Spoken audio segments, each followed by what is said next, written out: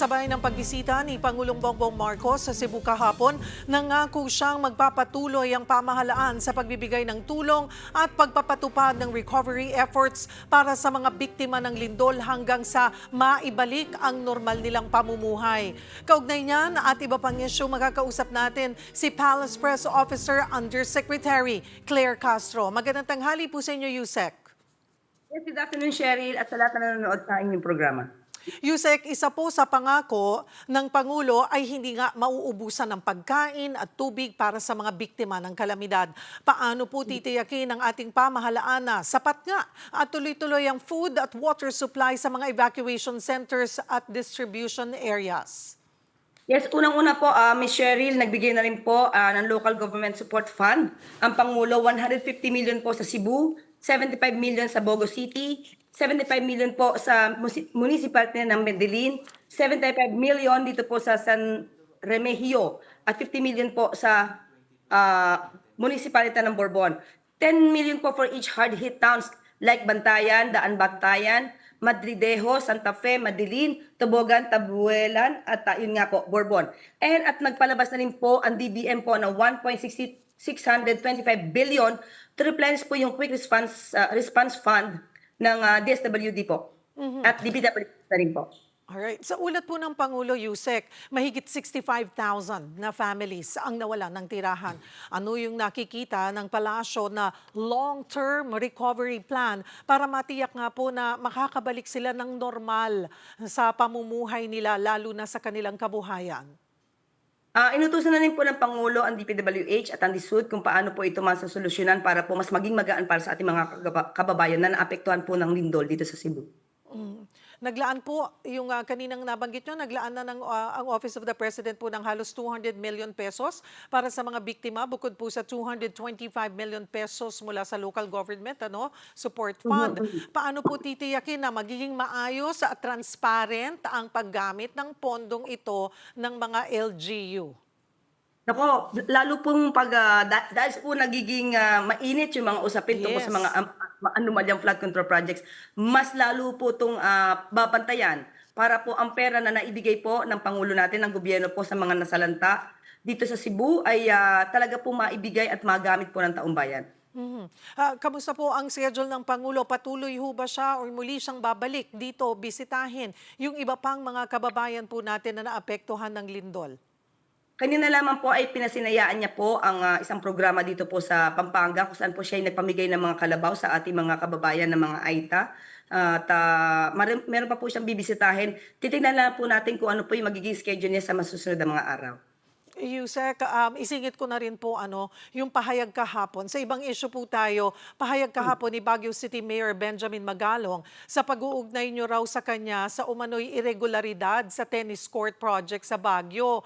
Ano po ba ang inyong reaksyon sa kanyang naging komento na insulting at misleading umano ang inyo pong sinabi? Unang-una po, sana napakinggan niya ng buo kung ano yung sinabi natin. Wala po tayong sinasabi na siya po ay pinagbibintangan na natin sa mga anomalyang tennis court. Bago po tayo na sumagot dyan, yan po ay naitanong lamang sa atin ng isang reporter from the MPC, and at the same time, bago po yan po ay na-issue na sa kanya. So, gusto lamang din pong liwanagin ng Pangulo, hindi naman po tungkol sa conflict of interest. Ang pagsasabi na sana ay ito ay maidala sa legal team. Hindi po yung yung position po na maaari talaga pong magkaroon ng conflict. Yun lang po yung position po na yun. Hindi po pinag-uusapan tungkol sa tennis court. So kung meron po siyang dapat na sagutin tungkol sa tennis court, nasa kanya na po yan. Dahil hindi naman po tayo ang nagpalutang ng ganitong issue, kundi po yung iba, maski nasa ibang news po, ay nabanggit na po itong tennis court na ito. Hindi umano maano siya. Opo, sinasabi po kasi ni Mayor Magalong na tila pinalalabas ng inyo raw pong pahayag na siya ay sangkot sa katiwalian. Ano po ang inyong tugon dito? Wala po tayong binanggit na siya sangkot sa anumang katiwalian.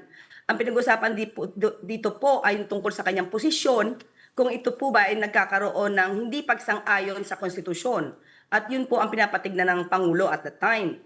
At yung tungkol sa tennis court, nasabi lang po yan dahil yun po yung nabanggit ng isang reporter at tinanong po yan. Pero categorically, wala po tayong binabanggit tungkol sa kung ito man ay maanumalya o hindi. Siya na po ang bahala sumagot po niyan kung siya po ay matatanong dahil mukhang lumilitaw nga po itong issue tungkol sa tennis court. Ano And rin- dagdag ko na rin po. Go Dagdag ko na ahead, rin Yusek. Nadinig po natin na sinasabi niya na sa akin daw ay may nag-utos na mukhang iba. Someone na may nag-utos sa akin to say that. Unang-una po, ang sabi niya, hindi niya alam. Siya nagsabi, someone na hindi niya alam. So, kung hindi po niya alam, ang hirap po sigurong bigyan ng anumang comment on that. Siguro liwanagin niya muna ang kanyang sinabi kung sino ba yung sinasabi niya nag-uutos sa akin. So hanggat wala po sabi kung sino ito, mananatili po itong haka-haka at guni-guni.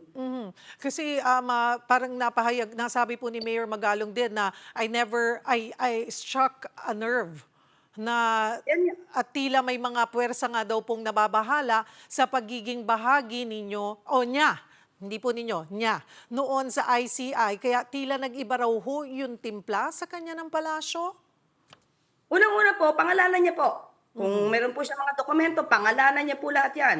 Pangalanan niya, maging matapang po siya sa pagpangalan ng ganyan. Kung sino ba yung sinabi niya, he struck a nerve, Nino.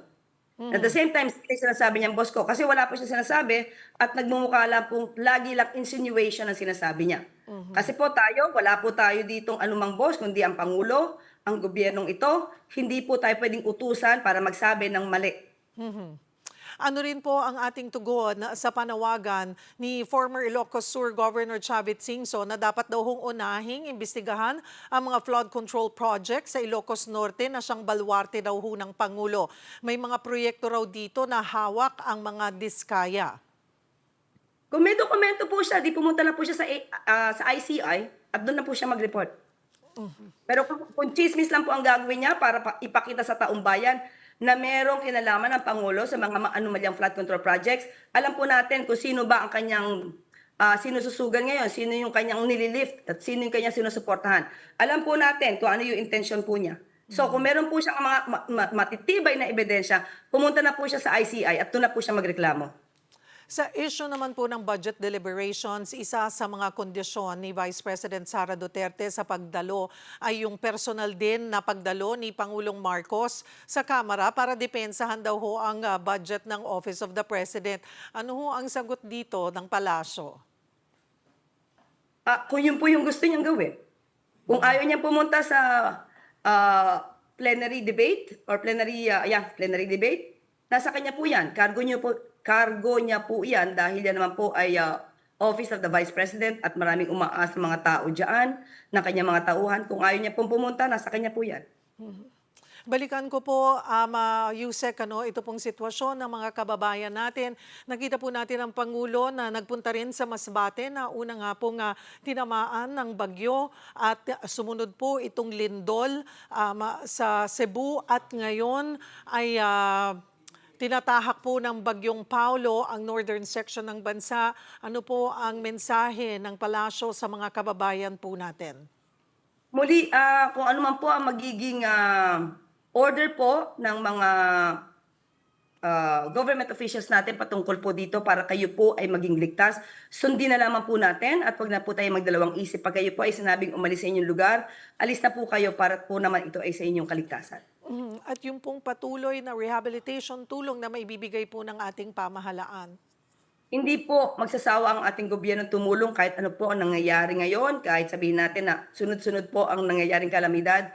Ang gobyerno po sa pamamagitan ng ating Pangulong Marcos Jr., lahat po ng government agencies concerned, lahat po yan ay kikilos para po maibigay lahat ang tulong at maibsan ang hirap na nadadama ng ating mga kababayan ngayon.